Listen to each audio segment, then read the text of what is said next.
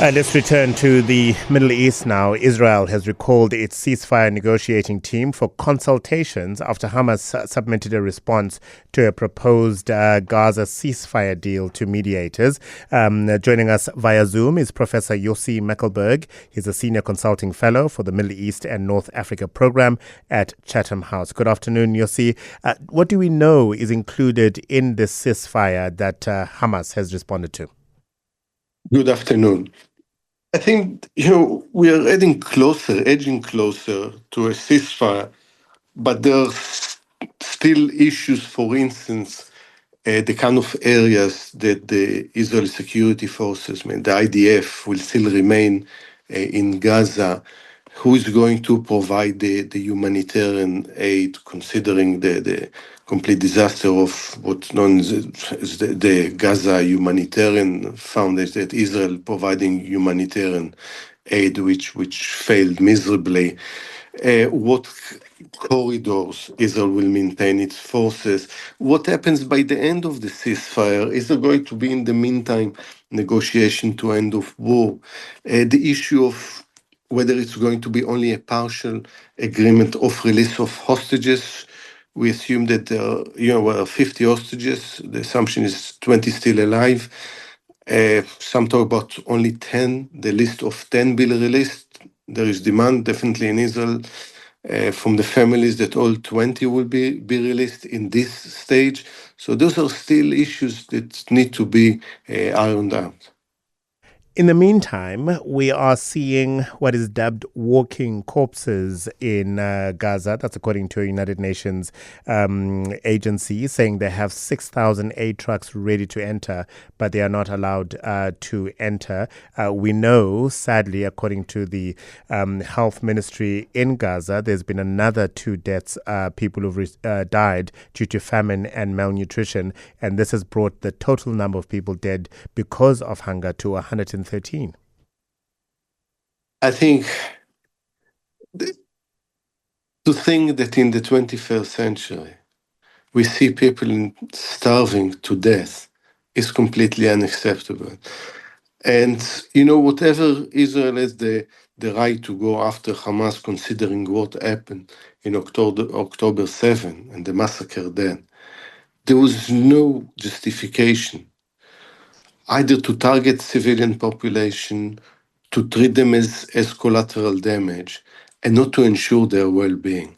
To see that people are starving when they are, the supply lines are so close between Israel, Egypt, Jordan, everyone can supply if just those trucks will be allowed to enter.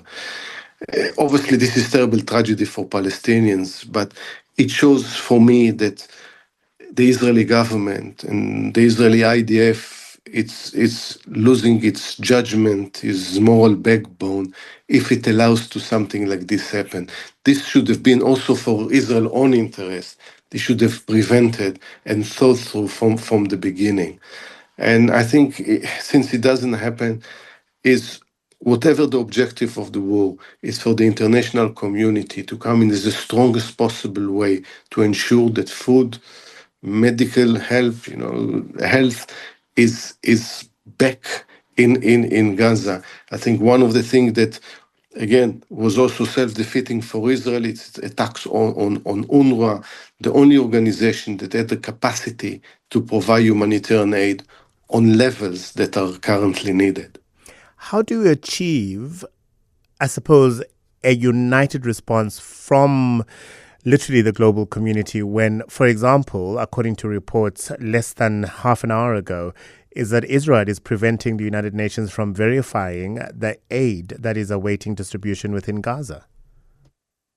I mean, I'll be completely honest with you and the listeners. I don't know how you get any decision by the international community, because it's all, we see it in Ukraine, we see it in other places, the collapse of the UN system, when countries are not ready to put, their efforts, they're ready to make statements, as we saw a statement by 27, 28 countries this week, but they are not also ready to use the leverage that they have, and I keep repeating this in different places.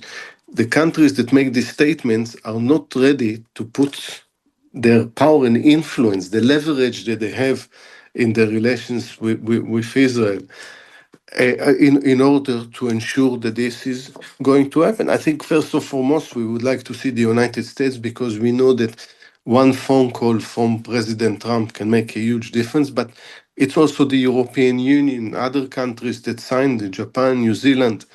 They have leverage there, and they need to use that. It's not about compromising Israeli security. It's not about supporting Hamas. It's ensuring that people are not dying from starvation as we speak. And it has to go, it has to be the coalition of the willing. We should note that some of the world's biggest news outlets, the AFP, the Associated Press, BBC News, Reuters, all warning the journalists who find themselves in a desperate situation, by the way, where they're not able to feed their own families nor themselves. They're making calls out to the state of Israel to allow those journalists to move in and out in order for them to do the work that they need to do. Professor Yossi Mekelberg, thank you very much for your time and your insights this afternoon. Senior Consulting Fellow for the Middle East and North Africa Program at Chatham House.